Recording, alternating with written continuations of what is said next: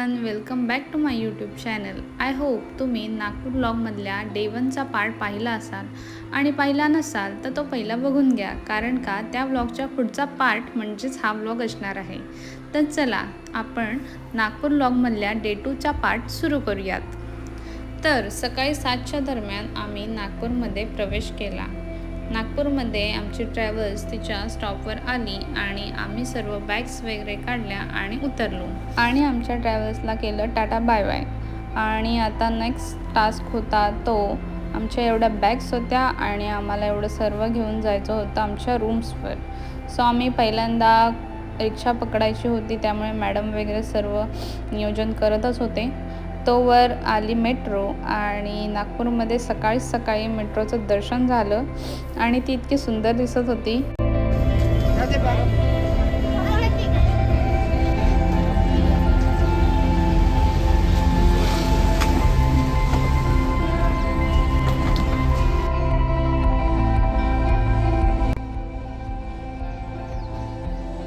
हाय वर इकडे वर, हाय कर, हाय कर.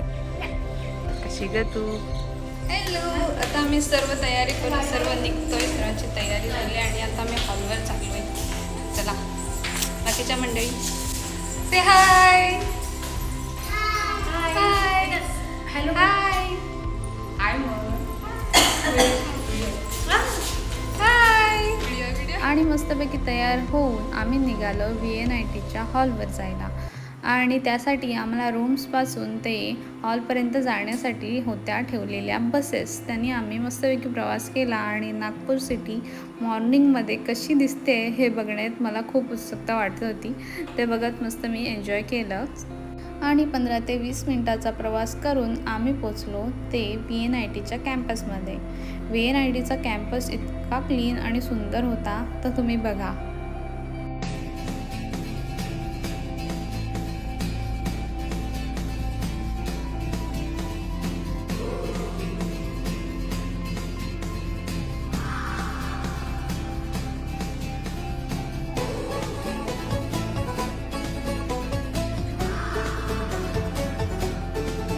आता आम्ही कबड्डी ग्राउंडपाशी पोचलेलो आहोत आणि आम्हाला जायला थोडा लेट झाला, पण आम्ही फास्ट करत गेलो, कारण का चालू होती ती आमच्या टीमची कबड्डी मॅचेस आणि ती बघण्यासाठी आम्ही खूप एक्सायटेड होतो.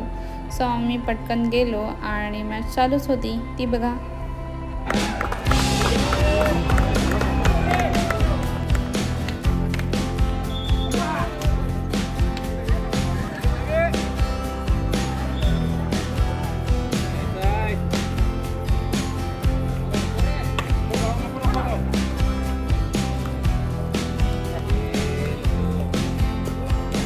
कबड्डी मॅच बघून झाली, थोडंफार त्यांना चेअरअप केलं आणि आम्ही नेक्स्ट गेलो ते क्रिकेट ग्राउंडपाशी, कारण का तिथेसुद्धा आमच्या सर्व वुमन्सची टीम होती जी क्रिकेट खेळणार होती आणि सर्व सज्ज होते. सो आम्ही पण त्यांना चेअरअप करण्यासाठी तिथे गेलो.